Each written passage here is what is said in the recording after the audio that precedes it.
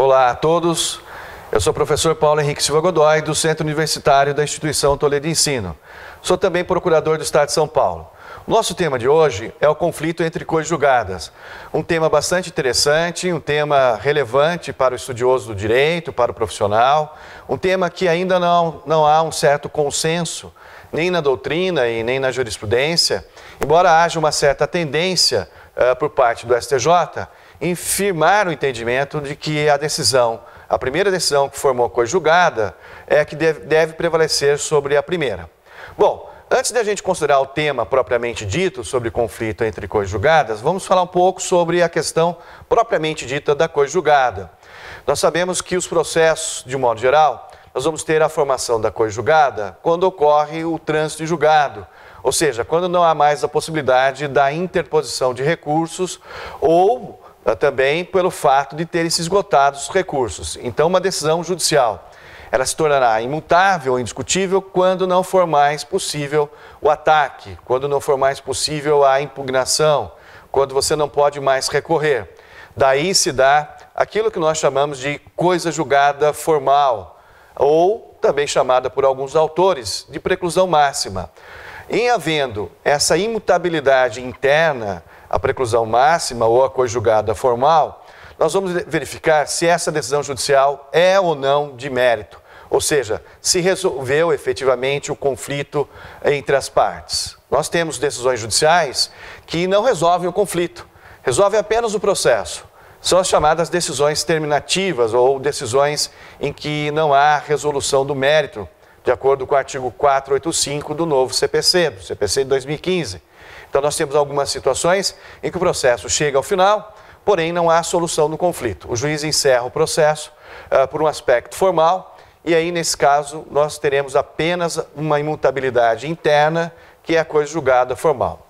Porém, em alguns casos, onde o juiz resolve o mérito, resolve o conflito, principalmente na hipótese do artigo 487, inciso 1º, quando o juiz acolhe ou rejeita o pedido, claro, também nas hipóteses dos demais incisos do artigo 487, que são situações equiparadas, como, por exemplo, quando o juiz homologa uma transação, quando ele homologa um acordo, ou quando há o reconhecimento jurídico do pedido, ou quando há uma renúncia ao direito de ação. Ou seja, naquelas hipóteses do artigo 487, nós temos a situação de uma resolução do mérito. Nesses casos específicos, nós vamos verificar que haverá também aquilo que se denomina coisa julgada material. É essa imutabilidade que projeta efeitos para fora do processo. A coisa julgada formal implica numa imutabilidade ou uma indiscutibilidade interna. Mas se a decisão for de mérito, nós sabemos que essa imutabilidade projeta seus efeitos para fora do processo. E como é que se dá essa projeção? O que significa projetar efeitos para fora do processo? Então, nós vamos verificar duas situações distintas. A primeira é a chamado efeito negativo da coisa julgada, onde você não permite uma nova rediscussão, ou seja, você não possibilita uma nova discussão sobre aquela mesma ação, sobre aquele mesmo fundamento. Ou seja, se eu verifico que há uma repropositura de uma ação já anteriormente julgada e em havendo aí uma identidade em seus elementos, ou seja, as mesmas partes, a mesma causa de pedir e o mesmo pedido, essa segunda ação, graças a esse efeito chamado efeito negativo da coisa julgada, ela deve ser extinta. Ou seja, falta aí uma situação de interesse de agir ou há um pressuposto processual negativo, que é a coisa julgada, e esse segundo processo indevidamente ajuizado deve ser extinto. Esse é o efeito negativo da coisa julgada, que proíbe, que veda, que não permite uma nova decisão judicial. A coisa julgada também produz efeitos no sentido do efeito positivo.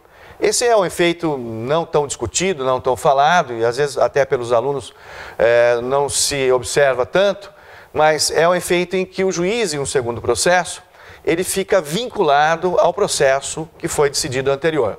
É claro que aqui nós não temos a tríplice identidade dos elementos da ação, mas a coisa julgada de um processo funciona como uma questão prejudicial em um segundo processo.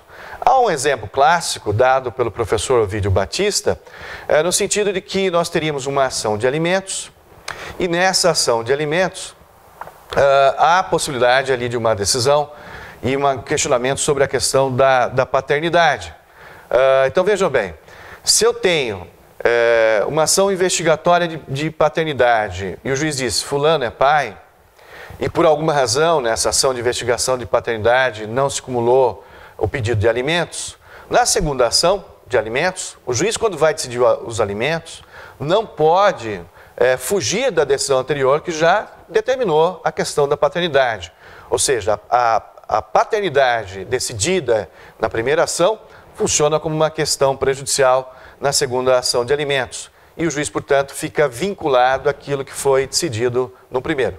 Daí se dá o nome de efeito positivo da coisa julgada.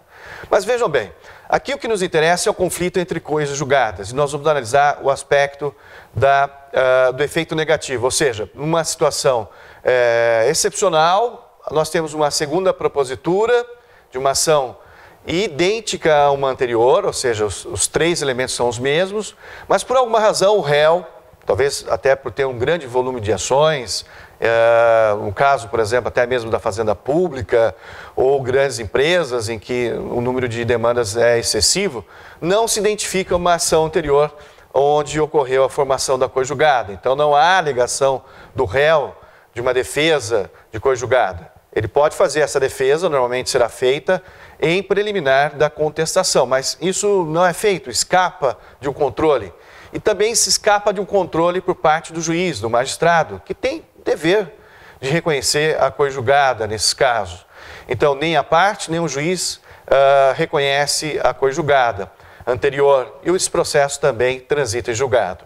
Ou seja, nós temos um primeiro processo em que fez coisa julgada material, e um segundo processo que também fez coisa julgada material. Há aí um prazo para a propositura da ação rescisória. Se nós verificarmos lá o artigo 966, nós vamos verificar que a violação à coisa julgada é uma causa de pedir, uma causa petende para a ação rescisória. Então, o grande problema se coloca na seguinte hipótese: e se a parte não se utiliza da ação rescisória para quebrar essa segunda coisa julgada? Se ela não se utiliza da ação rescisória, significa que a segunda coisa julgada prevalece sobre a primeira? Ou a primeira prevalece sobre a segunda, em que pese o não ajuizamento ou o fato da parte ter perdido o prazo para a ação rescisória?